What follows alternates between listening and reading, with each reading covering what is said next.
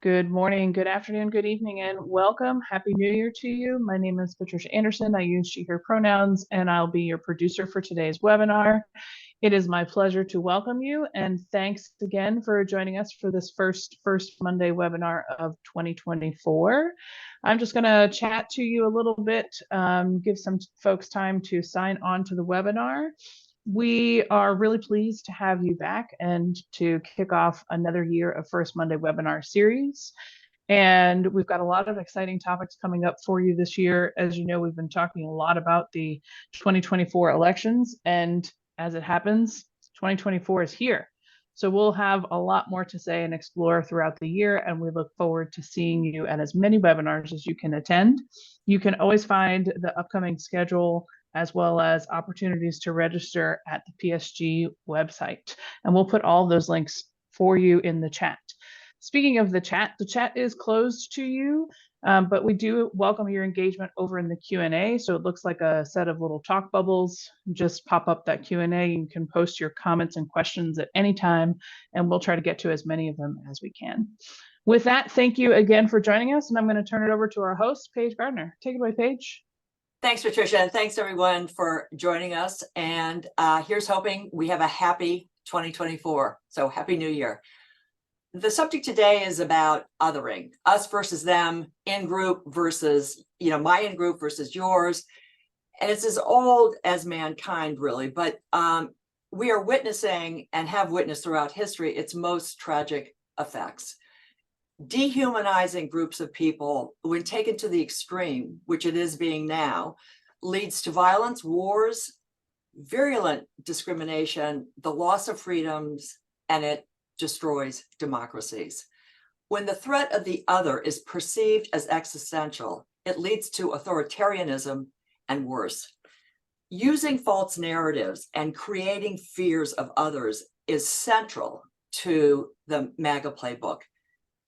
What we are trying to accomplish with this work is answering the questions, how effective is it and why and with what audiences, and how can we begin to understand and address it, neutralize it, and then make it costly for the person who is engaging in it. So for a number of years, I've been working with this brilliant team at Hart Research, exploring othering and how to understand its power and how to mute it and its negative effect in the in United States electoral politics. So they're going to present the newest innovative research that they've done on this, and it's Geoff Garin, Corrie, Hart, and Aileen Cardona. So we'll start with Geoff. Geoff. Great, thank you, Paige, and welcome everybody. Let me share my screen.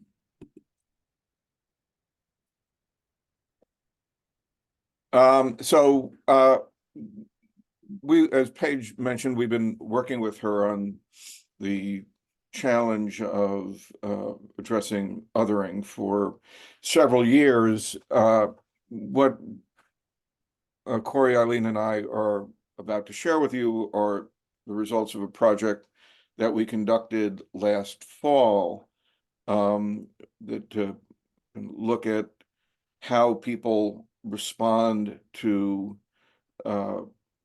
examples of othering by figures on the right, why they respond that way, and to understand who's most susceptible to these kinds of othering appeals, and to begin an exploration of how to push back against them. We're continuing this work with Paige and have more robust efforts to understand how best to counter othering in the works, but we think we have some important insights to share with you today. The approach that's embedded in this research is based on an online survey with a nationally representative sample of registered voters, and kind of approaching this round of the research, we were trying to do two things primarily. First, as I mentioned, is to identify the kinds of voters who are most susceptible to the use of othering tactics by politicians on the right, understand which kinds of tactics are most impactful among various audiences. And we also wanted to kind of understand the whys of what makes these appeals effective, or what makes somebody more or less susceptible to them. And then, as I said, begin really in a initial way to look at approaches for countering othering tactics. The survey that we conducted is divided into roughly 3 parts. First, I will present the kind of this initial section, which was a series of baseline measurements to identify kind of the social and cultural landscape and the kinds of threats that are most concerning to people, and kind of, again, to understand the political divisions that arise among them. I'll then turn the presentation over to Corrie, who will look at an experiment where we showed respondents various videos that we think are kind of examples of the use of othering tactics by figures on the right. And so we take a deep dive look at who's reacting to them and how they're reacting to them and why. And then finally, we have some message testing to push back against these othering appeals. The sample is kind of reflective of the national electorate, demographically, politically, and attitudinally.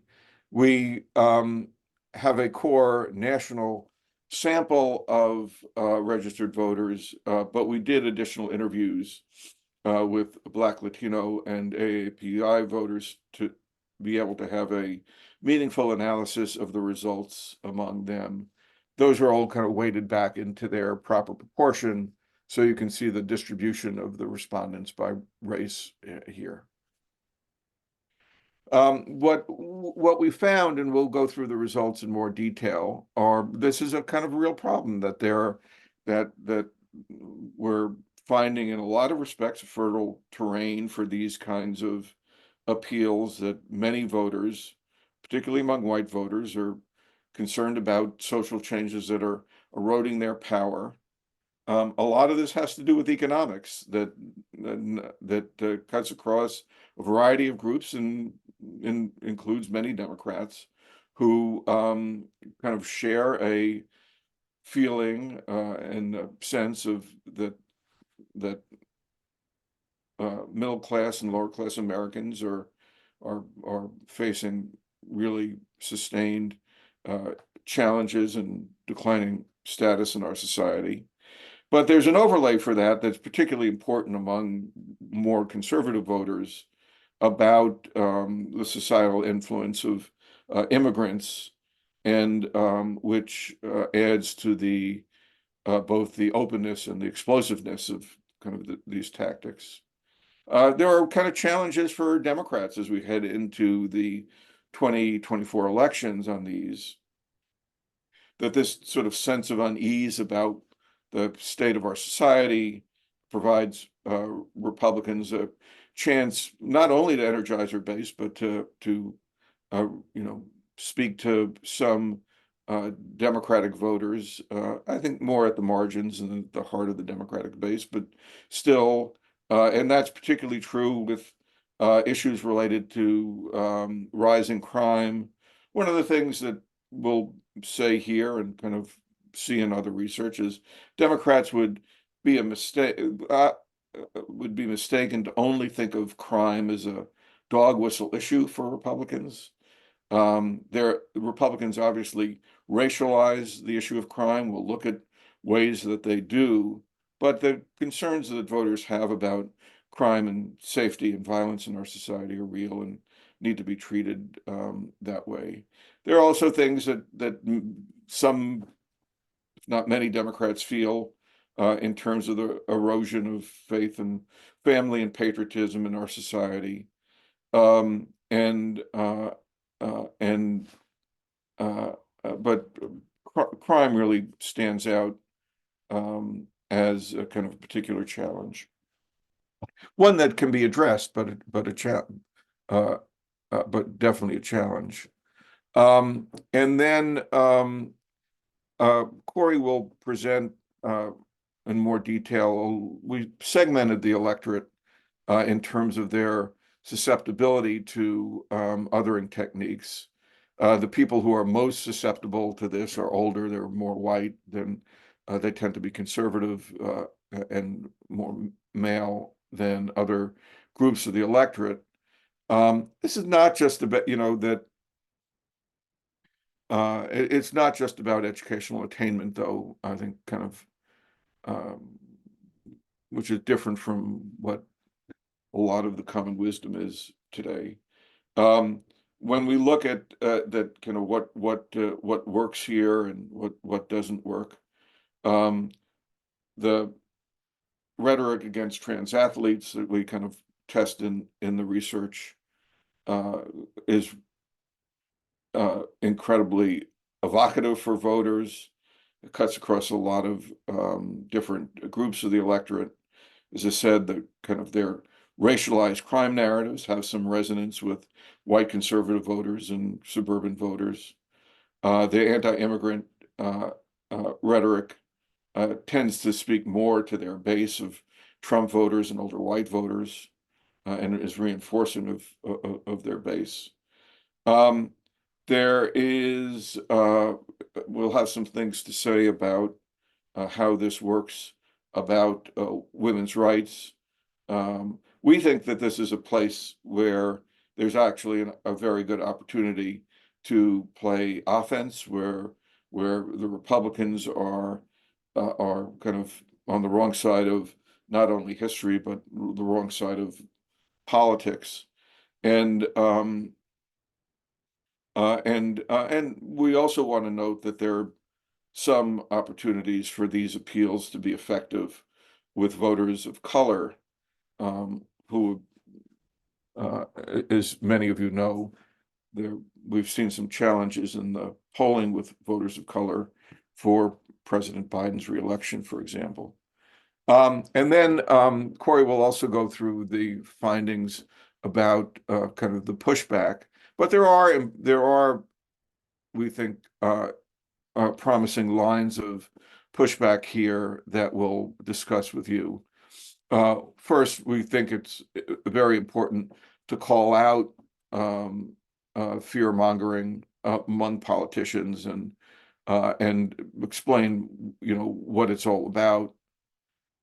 We think that there's real promise in centering our kind of response on this notion of a collective fight for freedom for all Americans. And then, particularly with voters of color, respond by standing up for diversity. In the past couple of weeks, we've seen this very sustained attack on diversity. And, frankly, I think, again, there's an opportunity here for us to get the higher ground. But going into the sort of the more contextual results here, and what is the kind of the environment look like in which othering takes root. The first thing to note is that Americans are unhappy with how our country and our society have changed over the past 25 years. So we're not asking about the moment, we're asking about the longer sweep of things. And you can see 2/3 of voters say that the changes in the country that have occurred in the past quarter century have been for the worse rather than for the better. That's particularly true among Trump voters. Over 8 in 10 say that the country's changed for the worse. People who are swing voters, that is, they're not strong partisans and not strong ideologues, tend to feel that way. And even among Biden voters, half of them say the country's changed for the worse. So there are a lot of voters who feel that way. A lot of what they talk about when we ask about how things have changed for the worse are related to economics as opposed to other kinds of social changes. But Trump voters and people on that side of the political equation tend to overlay a lot of comments about immigration in particular and other kinds of changes on that kind of economic assessment. We also ask people, voters, whether they think, given these changes, people like themselves are gaining power or losing power in the country today. People could tell us that they don't think they're either doing either, that either gaining or losing power. But you can see that, very few Americans feel that they are gaining power as a result of the changes that are occurring in our society. But many, about half, feel that they're losing power. Again, if you feel like you're losing power in our society today, you're more likely to be a Trump voter than a Biden voter, but there are about a third of people, and this is not what they are intending to do, but what they did in 2020. There are a third of Biden voters who feel like people like them are losing power. And this is obviously correlated to whether people think that things are changing for the worse or changing for the better. We want to note here that there is not a kind of huge gender difference in terms of who feels that they're losing power. There are kind of definitely differences by race. There's no group where the plurality thinks that they're gaining power, but with white voters in particular, they say that they are much more likely than others to say that they're losing power by 58-8. There's a generational aspect to this. Again, it's not determinative, but voters over the age of 50 are more likely than younger voters to say that they're losing power. It's not, as I said earlier, this is not necessarily a function of educational attainment. So college-educated white voters are just as likely as non-college educated white voters to feel like they're losing power. But it is clearly the case that that this is kind of more dominant outside of urban areas, particularly with small town and rural voters. 61% of them say that they're losing power.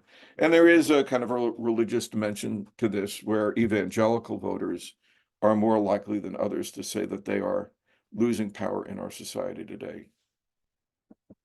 We had a battery where we asked for a variety of topics, how big of a problem do people consider it to be?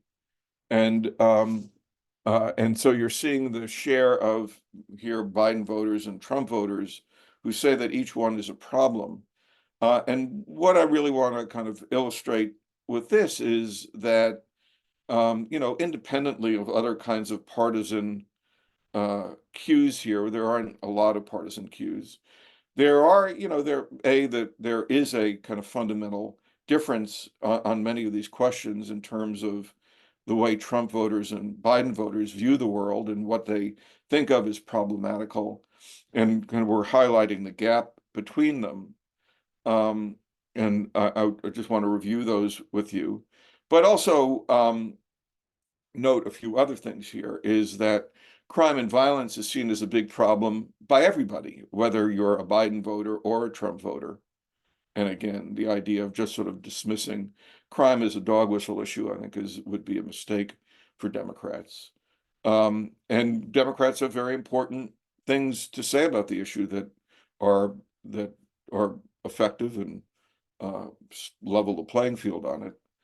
There are some Democratic voters who are concerned about the loss of family values, faith, and patriotism, or disrespect for our country.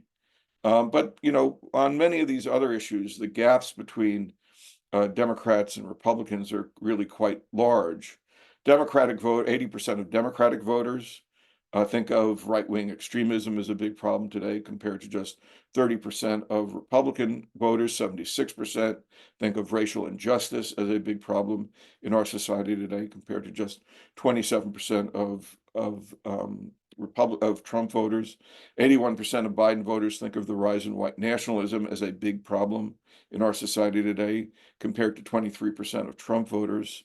So, this is not just about kind of personalities, and there are kind of really deeply rooted differences in the way Democrats and Republicans, or Biden voters and Trump voters, see the threats to our society today. There's a gap on some other things around mistreatment of immigrants and the rights of women, where Biden voters are much more likely to be concerned about those things. And then on the other side of the equation, you can see that kind of a lot of concern Trump voters around political correctness, the censorship of free speech, so that when, it's a surprising result to many when we ask, who do they blame more for the erosion of our rights and freedoms? It's much more of a level playing field than you would think. Or who do they trust more to protect it? Because Democrats and Republicans, I think about different things in terms of what our rights and freedoms are, and which ones are under attack. But there's also kind of a very big gap in terms of the way Biden voters and Trump voters think about kind of the role of immigrants. And so you can see what are the things the Trump voters are responding to, and what things do they not respond to here. This chart looks at what the highest rated problems are across different groups of voters. You can see across races and ethnicity, crime tends to be the common denominator. For both Black voters and Latino voters, concerns about racial injustice and discrimination are quite high, and concerns about women's rights are priorities among every group of Black, Latino, and AAPI voters. And then white voters, tend to be reacting to a different set of problems, not just crime, but the loss of family values, faith and patriotism, disrespect for our flag and country, political correctness, and even public employees working for the deep state. So you can see that, when the people on the right try to appeal to those issues as ways of dividing voters, there's real resonance to them among large groups of white voters. We asked about people's sense of the growing diversity of our country, with people of many different nationalities, religions, races, and lifestyles becoming a bigger part of the problem. We asked whether people see that as more of a positive change or a negative change. The real gap here is between the share of voters who see it positively. Only 72% of Biden voters do, half of swing voters do, but only 25% of Trump voters do. So you can see that there's a kind of really important divisions around this issue of diversity, and whether the growing diversity of the country is a good thing or a bad thing, and it is a dividing line. And for again, it's something that the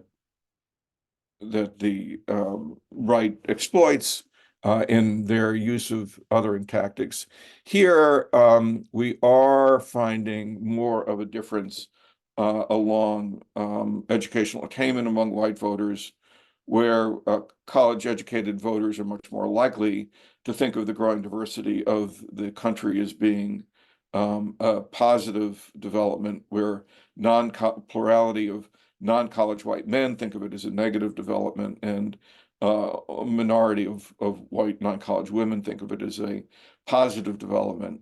So if we have this sort of reinvigorated debate around DEI today, and kind of the efforts by the Republican right to kind of push that, you can see where that may have some resonance.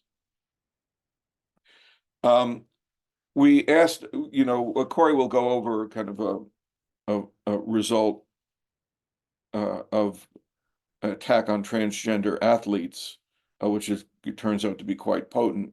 But on the broader question of whether it's a good thing or a bad thing that transgender people are freer to openly express their gender identity, majority of Americans think of it as more of a positive than a negative. Again, a huge dividing line between Biden voters and Trump voters. But here, swing voters come down more on the side of it being a good thing. And then when we ask not about transgender people specifically, but about all LGBTQ people, a slightly larger majority, including among swing voters, are more likely to see that as a positive thing.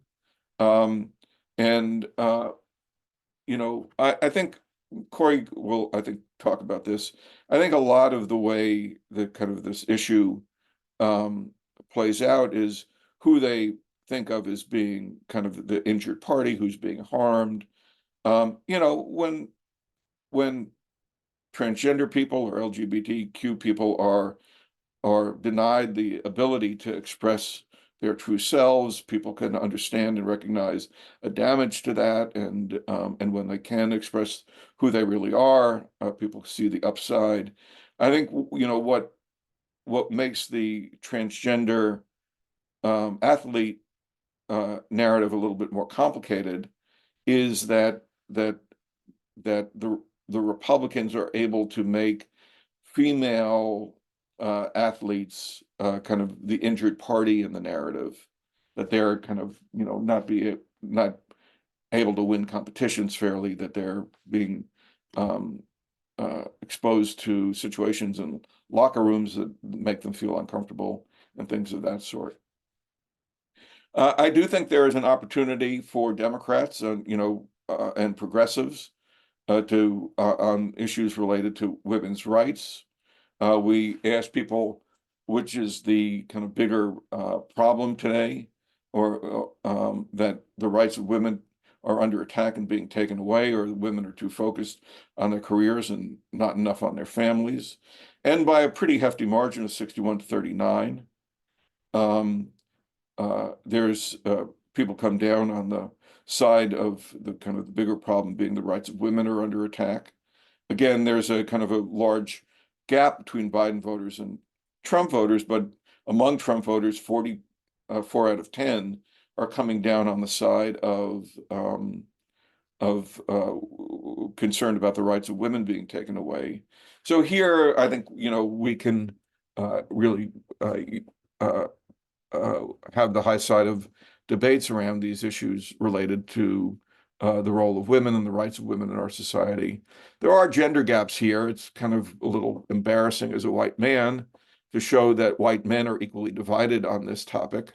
So it's not that they don't have opportunities to micro-target around issues of gender roles, but the more broadly this is aired, the better. And then finally, another place where I think we have the high ground and ought to take advantage of that is on this question of the role of religion in our society. We gave people 2 statements and asked them which one comes closer to their view. America was founded as a Christian nation. We should continue to uphold Christian principles, which is kind of very central, increasingly so, to what the Trump campaign is about these days, versus America was founded on freedom of religion. We should protect the separation of church and state. Here, voters, very definitively come down on the idea of freedom of religion and against the idea that we're a Christian nation and that should uphold Christian principles. Evangelical voters come down on the other side, but 4 out of 9 among them say that we should protect the separation of church and state. So this is another topic on which I think there is the potential for very substantial pushback. So that is sort of the lay of the land into which we then undertook our examination of the impact of othering. And I'm going to turn things over to Corrie to talk about that. Thanks, Geoff. So as part of this study, we examined people's predispositions to othering. And our goal with this section was to identify people most susceptible to rhetoric that blames specific groups for societal and political issues. If you go to the next slide, Geoff. So we segmented voters based on their responses to 10 key questions. These were some of the baseline measurements that Geoff just reviewed with you, but about attitudes towards different demographic groups, including immigrants, Black and African Americans, women, white Americans, LGBTQ people. And we identified 3 distinct segments. They divide pretty evenly into thirds. And I'll mention some of the demographic differences across the groups, but I just want to be clear that these beliefs, like othering beliefs, are not unique to one single group of people. People of all ages, education levels, race and ethnic backgrounds across every region of the United States are found in each type. So the first one at the top, we have these people we're calling othering resistors. These are people who reject most forms of othering, meaning that they express less prejudicial attitudes, and they are all, they're also more likely to believe that the real problem is racial injustice, mistreatment of immigrants, misogyny, some of those questions. Women, younger people, people of color are more likely to be in the othering resistors. Then we have the folks in the middle, those who are open to othering. They hold some othering predispositions, but it's more mixed depending on who is targeted in other ways. And in many ways, I think this group is the most interesting and most important target for interventions because they can swing either way depending on if they're better or worse natures they're being called to. They're relatively more women than men, but there's not a huge gender difference. They represent a pretty diverse range of ages, education levels, and ethnicities. And then we have these people we're calling the othering hardliners.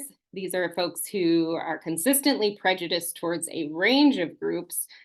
They are extremely receptive to othering tactics. They often blame individuals who are not white, Christian, straight, or adhering to what they view as traditional gender roles. And the hardliners lean, they're disproportionately men. They're very high white, but not completely white. They tend to lean older. And I think this segment really in particular kind of underscores the deep-rooted nature of prejudicial beliefs. You go on the next slide. So we find a significant and strong correlation between political partisanship and these tendencies towards othering. The othering resistors are majority Democrats, while othering hardliners are majority Republicans. But again, it's important to note that those in the middle span the political spectrum, including a lot of independents. And I think the relationship between partisanship and othering tendencies illuminates the risk that we can have in deepening political divides through this sort of extreme rhetoric. And I think it really, calls out that middle group as a battleground here for kind of the hearts and minds in this conversation. And our challenge really, I think, is to engage that group in the middle, appealing to their better instincts that they have and preventing that exploitation by extreme narratives and othering tactics that vilify and demonize out groups. The next slide. So this slide, I think, gets to the heart of why controlling the narrative matters and highlights why people would be susceptible to othering tactics. So on the left, this is a question Geoff showed you earlier, people's perceptions of the country's changes over the past 25 years, broken out by the 3 segments. And across the board, there is a sense that things have changed for the worse. But notice how this feeling really intensifies among those open to othering. It goes up to 63%, see the changes as negative, and then it's even more pronounced among those hardliners. And this makes them particularly vulnerable to rhetoric that points fingers at specific groups. And when we ask an open-ended question about what has changed for the worse, what do you mean by this? The economy and cost of living is a common concern, but those othering resistors, they the ones that lean more Democratic, they point to racism, the Trump era, increased division in the country as changes for the worse, whereas the hardliners tend to mention immigrants and crime, and then the economy as what they see as changing for the worse. And then if you look on the right, that's breaking out people's feelings of losing power by the segments. And it's striking here, I think nearly half of those open to othering feel like they are losing power. That number jumps to 3 and 4 among hardliners. And this sense of powerlessness, especially if they're thinking of power as a zero-sum game, which it's often presented as, makes them frustrated. They don't want to be on the losing side, and it's a pretty easy way to create a target, to create an outgroup to blame for the problems that people feel they're having. The next slide. So we wanted to test how people respond to these different kinds of othering tactics in the real world of electoral politics. So we tested 6 different media representations of othering targeting different outgroups. We did a very exhaustive review, looking for people, different kinds of figures and different kinds of issues that they were talking about.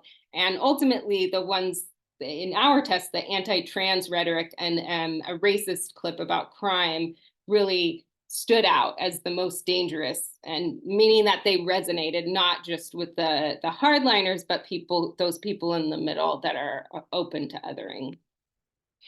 On the next slide, these are the 6 videos that we tested representing different types of othering rhetoric.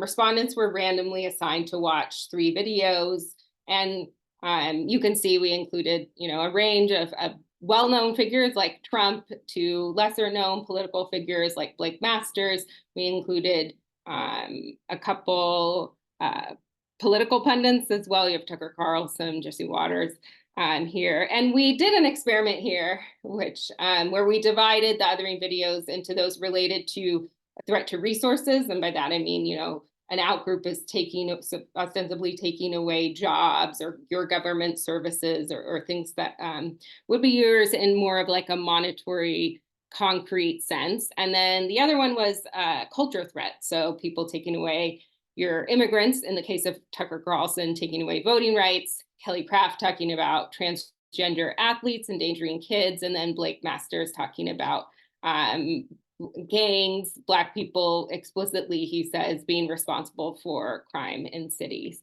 And the short answer is, in this experiment, both of these affect people, but there wasn't a significant difference between the two. And both of these kinds of othering tactics do seem to resonate with people, but some individual ones more than others. So on the next slide, you can see we measured people's reactions to the videos on a number of different dimensions. The 2 that we're showing you here are how much people agreed with what they saw and heard in the video, and their sense of whether they thought that the videos were raising important points. And so the first thing to know is that all of these videos resonated to some degree with the majority of voters, and in nearly all cases, the people in that middle othering group, the ones that we call the open to othering, they look more similar to the othering hardliners than the othering resistors, meaning that this kind of rhetoric, this kind of extreme othering rhetoric, is breaking through to a broader audience and connecting with a broader audience. And if you look at the ones highlighted, the anti-trans video from Kelly Craft, and the racist Blake Masters video both connected the most with voters. Craft is talking about, she frames it as the need to protect children from surgery and trans athletes in school locker rooms. And she talks about this in really vivid detail. And Blake Masters, he is explicitly and directly blaming Black people for gun violence, and they are not being subtle at all. And you have a very high number of people who are agreeing with them and believe that they are raising important issues. If you go to the next slide. So these are the reactions to the videos broken out by the Biden, swing, and Trump voters. This is based on their self-reported 2020 vote, by the way. But reactions to Trump and Marjorie Taylor Greene are the most politically polarizing. They're probably the most known, I think, of the people we tested. So partisan cues are top of mind and can influence. But what stands out to me is the reaction to the Kraft, that anti-trans video. We have half of Biden voters say that they agree with what they saw and heard in the video. And you can see that's much higher agreement than Biden voters had to any of the other ones that we tested. And then it's very high rates for those swing voters as well. And then I also want to point out that where the swing voters fall on the rest of these, they're majority agreement with the points raised, but particularly to the Blake Masters one, which was the racist crime discussion, and as well as Tucker Carlson's replacement rant about how immigrants are diluting the power of white people's votes in our democracy. You know, I think you watch these and the people talking seem like they're espousing really fringe or extremist views, but they're saying things that do connect with a lot of voters, a lot of swing voters, and including in some cases Biden voters as well. And on the next slide, in this same vein, we asked people if they thought the people in the videos were trying to frighten and divide people, because we want to see, like, can you see through? Can you see what they are doing here? And in some ways, Trump and Marjorie Taylor Greene's tactics are more obvious to people. Many voters do see that they are trying to frighten and divide people. But if you look at the reaction to Kelly Craft, or only 58% of Biden voters think that she's trying to frighten and divide people with her anti-trans rhetoric. And when we look at different subgroup audiences, this kind of same pattern emerges, where young voters, voters of color, college-educated women, they tend to see through some of these tactics as trying to intentionally divide people, but their reaction to the Kraft video is different. It's less obvious to them what she's doing. And when people don't see what is happening, it can make it more dangerous. So what do we do about it? If you go to the next slide, particularly in the context of elections, the first thing we want to know is, how do we respond? Do we respond? And clearly we cannot let these kinds of othering attacks go unanswered. And we do want to appeal to the better inclinations of some of these people in the middle. And our research identifies two promising responses that we are very interested in exploring further.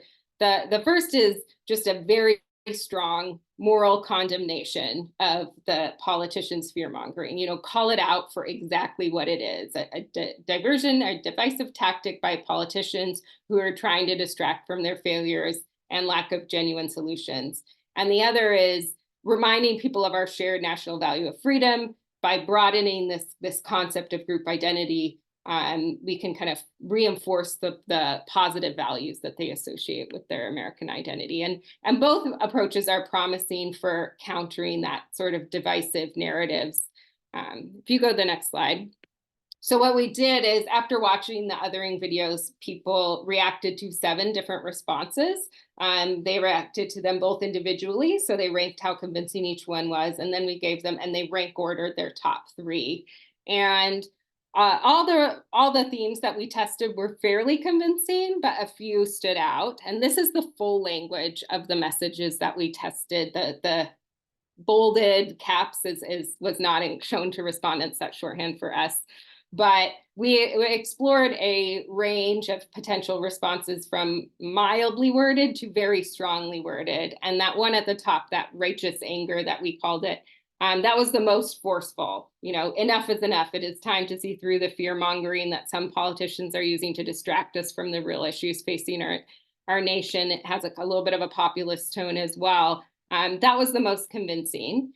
Close after that is this common values message that, you know, in psychology, one of the best ways to combat prejudice and outgroup blame is by appealing to a larger in-group. And that is exactly what this response does, and it does resonate with voters.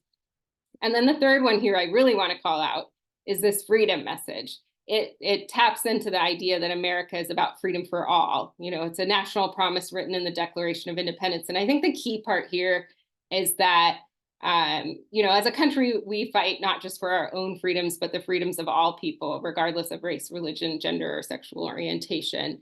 And Geoff mentioned this earlier, but that message does have a lot of resonance. The other messages that we tested, get at Republicans' motives of using outgroups to dismantle government services, or that our nation was founded on immigrants.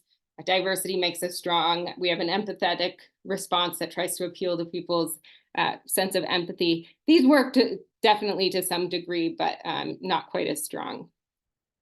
We go to the next slide. So breaking out how convincing this is to people of different othering inclinations. You can see that righteous anger message at the top. It's the top one for everyone.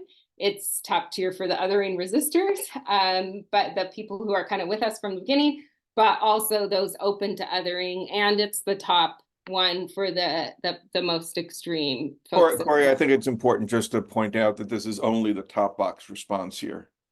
So there are other positive, people could say it's fairly convincing, and we think of that as a meaningful answer, but this particular chart is just showing the top box response.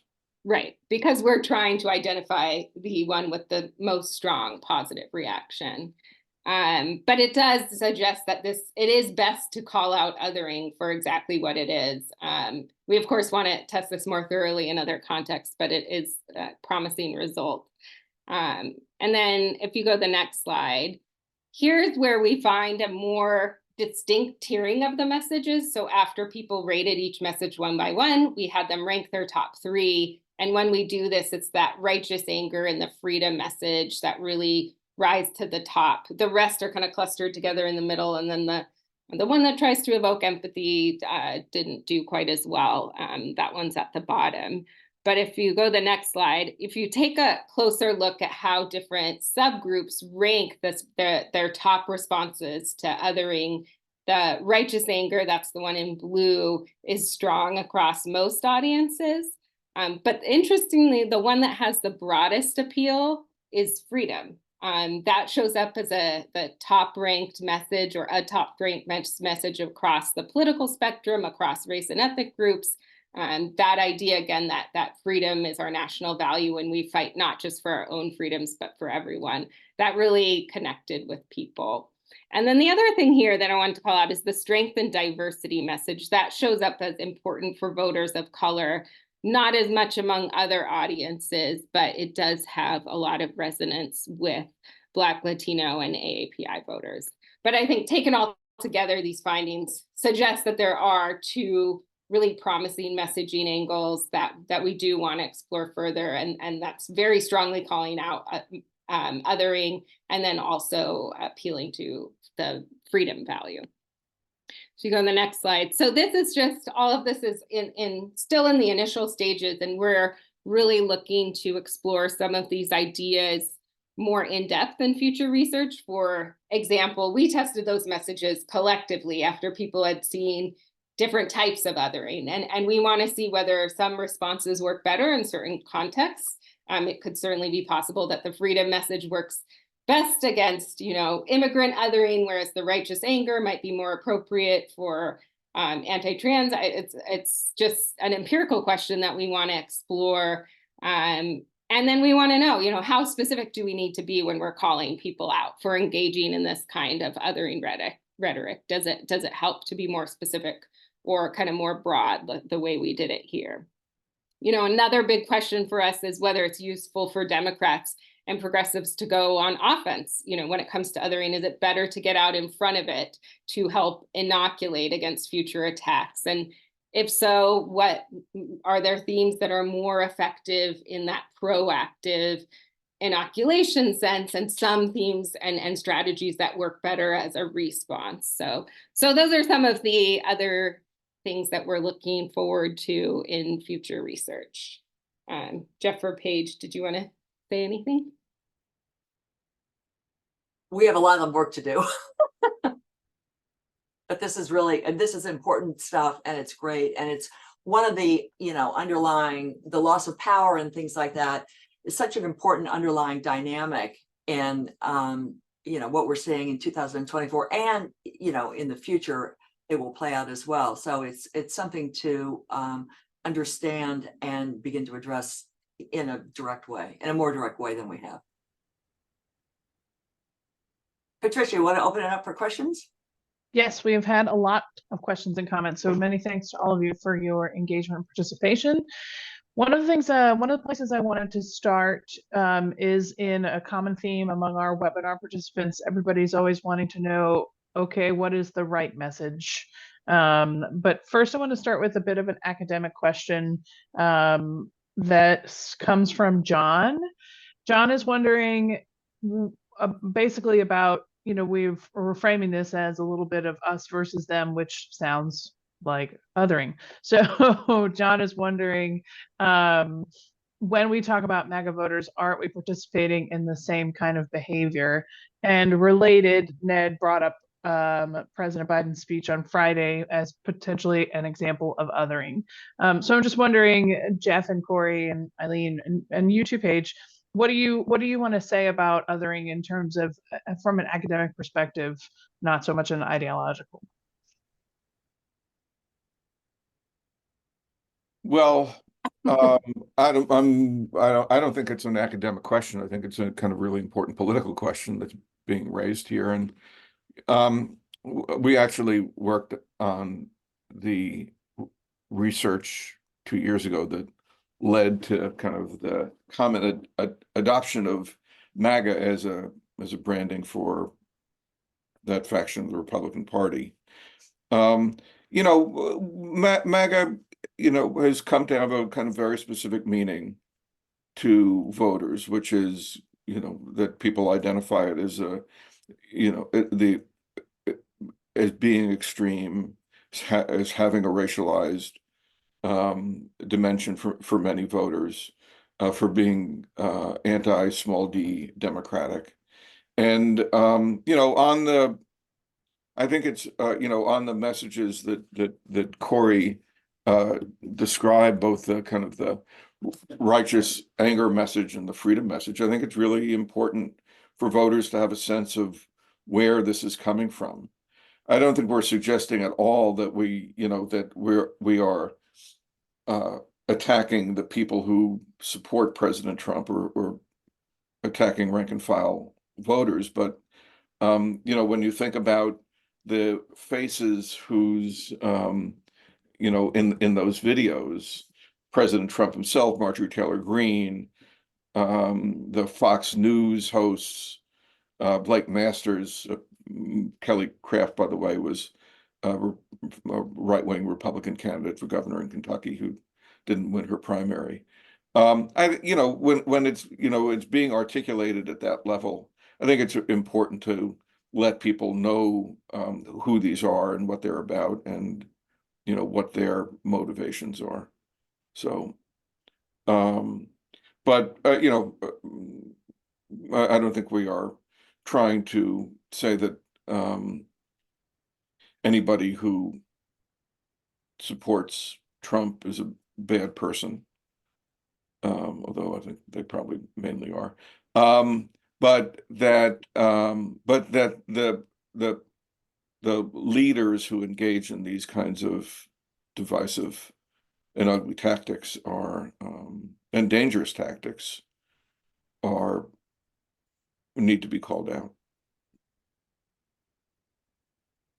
Yeah, I think none of the responses that we tested actually name MAGA Republicans in any way. That wasn't, but I think it is very, very important to say what is happening. What are people doing and why are they doing it?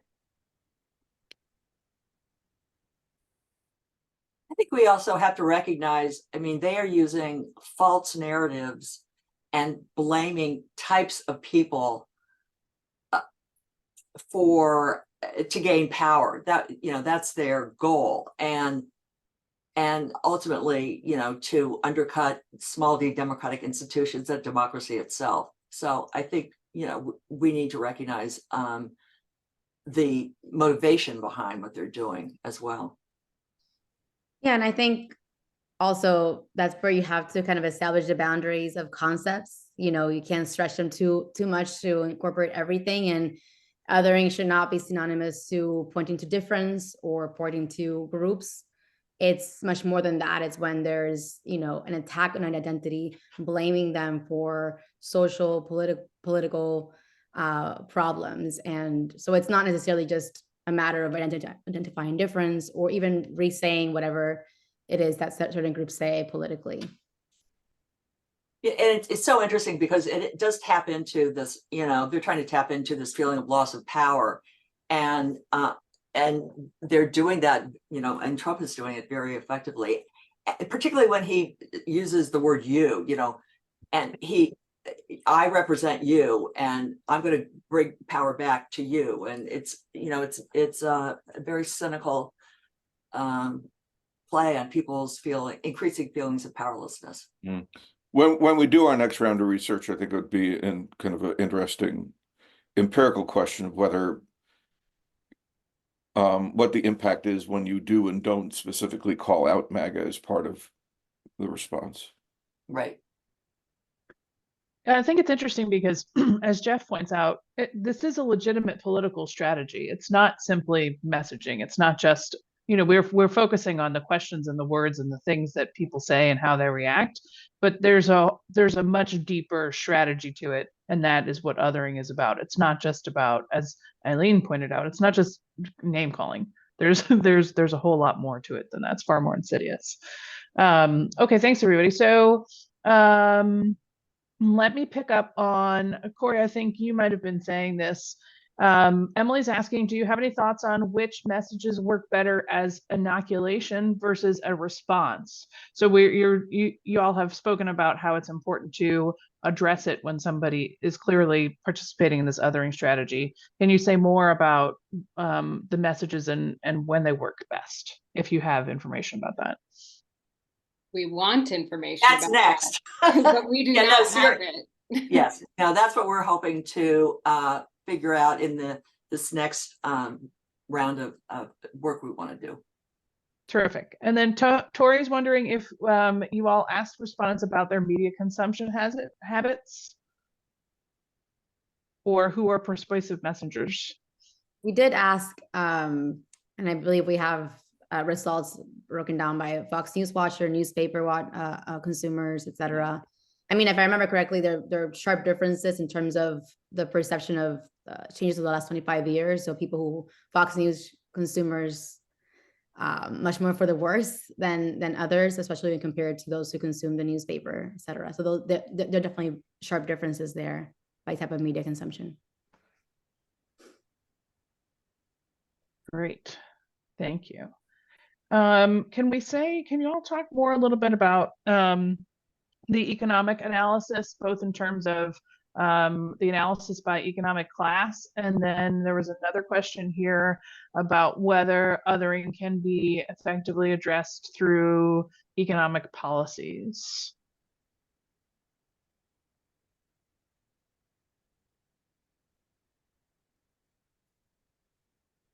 Corrie, you want to take that? So can you say the first part of the question? Yeah. Sure. So Mark was asking about where's the analysis by economic class, both in terms of defining the issues as well as who responded how. And then Morris was asking a question about whether you believe othering could be addressed with economic policy. So I think maybe if you're extrapolating that lower wage workers are more open to othering, could you address that with getting more money in their pocket, that kind of thing? Yeah, I mean, one of the findings we did have is that, people of all levels are pretty susceptible to othering. It's not just a certain education level or a certain income level. A lot of people feel like they are losing power. And they think about it, if they're middle class, they think people like them in the middle class are losing power, and people who are lower class or working class think that they also are losing power.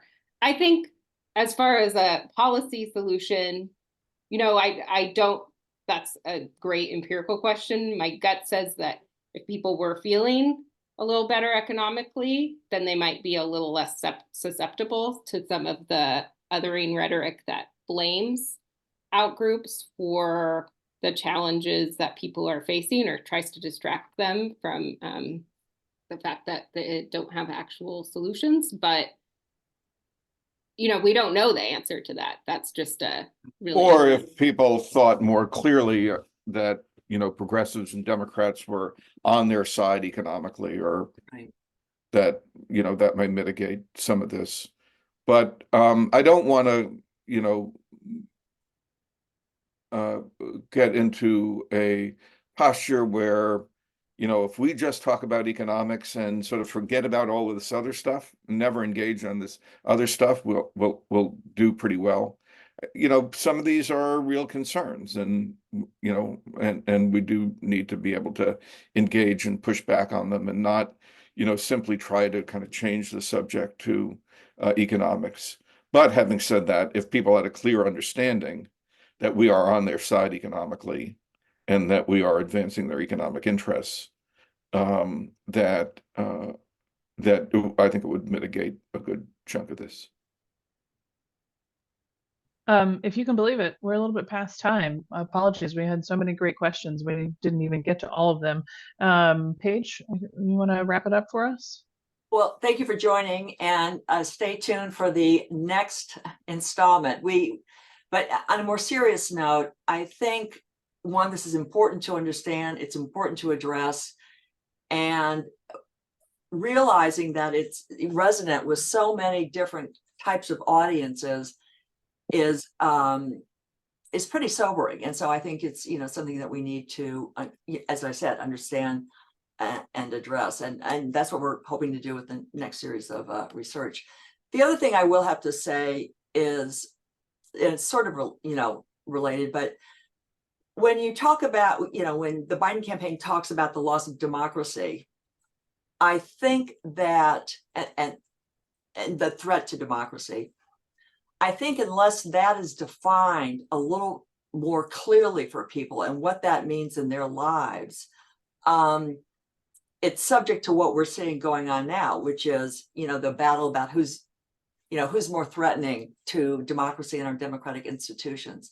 So I think we need to incorporate the work that we've exposed here into the definition of democracy and the loss of freedoms, because it can help counterbalance this feeling of loss of power.